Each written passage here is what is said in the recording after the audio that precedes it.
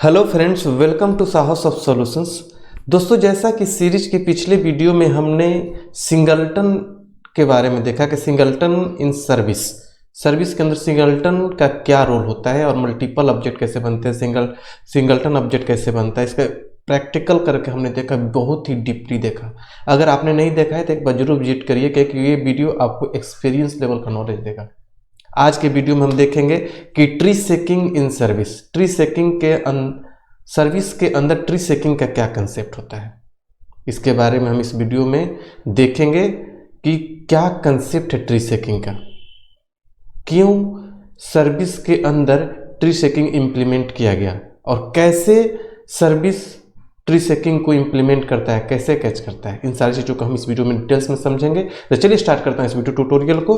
Video को start करने से पहले मैं आपसे एक बार रिक्वेस्ट करना चाहूँगा कि अगर अभी तक आपने मेरे इस चैनल को सब्सक्राइब नहीं किया है तो काइंडली आप इसे सब्सक्राइब कर लें और बेल की आइकन को जरूर क्लिक करें, ताकि जैसे मैं कोई नया वीडियो डालूँ तुरंत आपको नोटिफिकेशन मिले।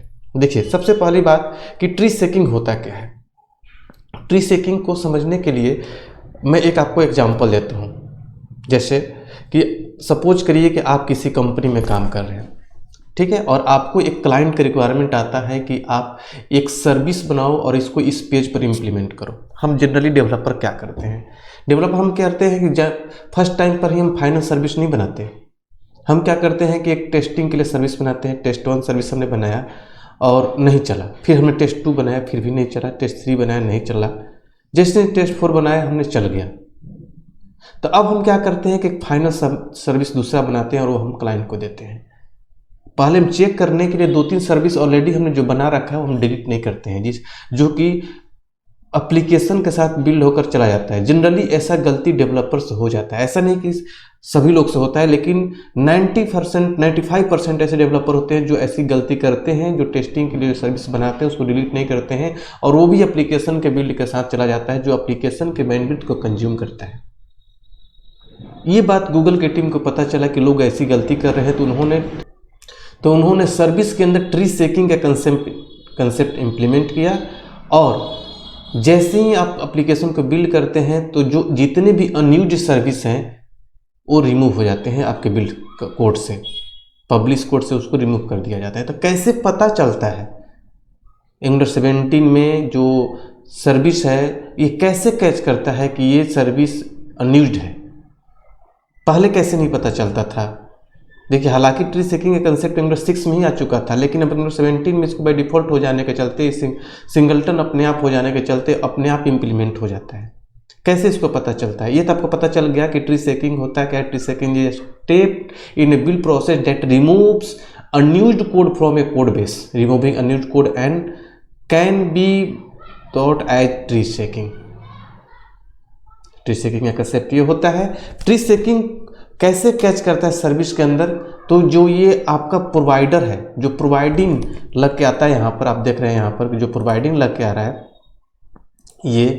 ये प्रोवाइडिंग जो लग के आया हुआ है, ये प्रोवाइडिंग ही इस चीज़ को इम्प्लीमेंट कर लेता है। प्रोवाइडिंग जो रूट लिखा हुआ है ये क्या करता है, कैसे अब कैच करता है, इसको समझिए। चलिए चलते आप लोग को प्रोजेक्ट के अंदर मैं आपको दिखाता हूँ कि पहले क्या था कि जो ट्री शेकिंग इंप्लीमेंट नहीं हो पा रहा था, और प्रोवाइडिंग के आ जाने से ट्री शेकिंग कैसे इंप्लीमेंट हो जाता है, कैसे ये कैच कर लेता है कि हाँ ये सर्विस यूज में नहीं है, ताकि हमारा कंपाइलर, एंगुलर कंपाइलर उसको पब्लिश करते टाइम उसको कोड से रिमूव कर सके। लिए चलता हूँ आप लोग का प्रोजेक्ट में।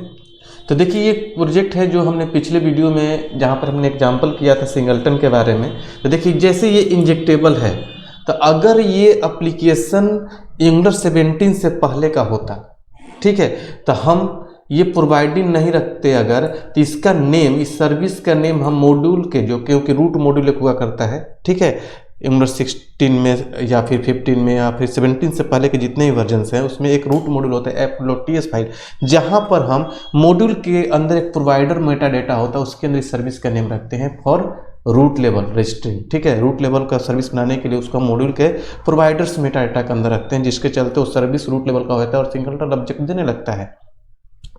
तो जितने भी हम सर्विस टेस्टिंग के लिए बनाए, चाहे नॉर्मल सर्विस बनाए, सबको हम वहाँ पर रखते थे, जिसके चलते जैसे हम जहाँ पर प्रोवाइडर के अंदर रखेंगे तो उसका नेम भी ऊपर में इंपोर्ट हो जाता है। जैसे कभी भी, जैसे कंपोनेंट, पिछले वीडियो हमने कंपोनेंट के अंदर यहाँ पर रखा नेम प्रोवाइडर के अंदर, तो इसका नेम यहाँ पर इंपोर्ट हो जाता है।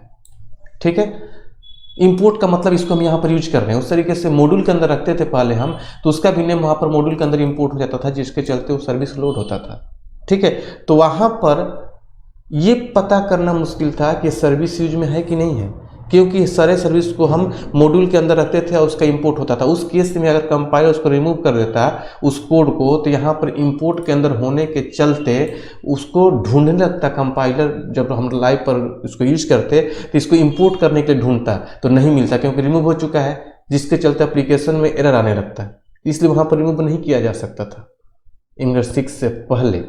ठीक है, लेकिन अब एंगुलर 17 में स्टैंड अलोन हो गया है, सर्विस सिंगलटन हो चुका है, तो अपने आप यहाँ पर अब आपको मॉड्यूल है ही नहीं कि मॉड्यूल के अंदर रजिस्टर करेंगे, अपने आप यहाँ पर इसको आपको रखना है।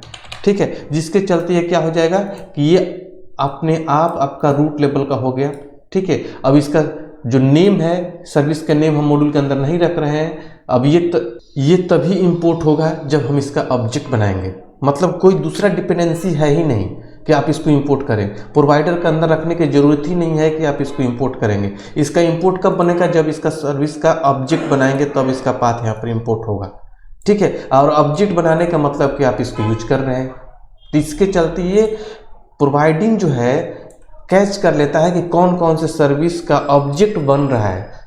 मतलब ऑब्जेक्ट बन रहा है, इसका मतलब कि आप उसको यूज कर रहे हैं, और ऑब्जेक्ट बनाइएगा तभी उसका पाथ इंपोर्ट होगा, तो उसको कोड से रिमूव नहीं करेगा।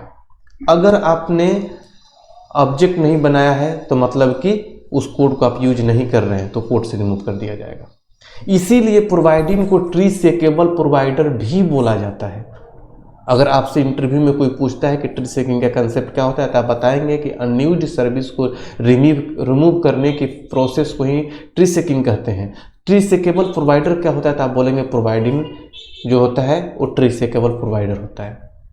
इसके आ जाने से हमें इस सर्विस को कहीं भी रजिस्टर करने की जरूरत नहीं होती है किसी प्रोवाइडर के अंदर कि उसको हम इंपोर्ट कर सकें, और इंपोर्ट तभी होगा जब आप इसका ऑब्जेक्ट बनाइएगा। तो आई होप कि आप लोग को समझ में आ गया होगा ट्री सेकिंग का कंसेप्ट। फिर भी आपके माइंड में कोई भी कन्फ्यूजन हो तो हमारे कमेंट बॉक्स में जरूर शेयर करिए, हम आपके कमेंट को रिप्लाई करेंगे। तो चलिए मिलते हैं अगले वीडियो में अगले टॉपिक के साथ, तब तक के लिए थैंक यू सो मच।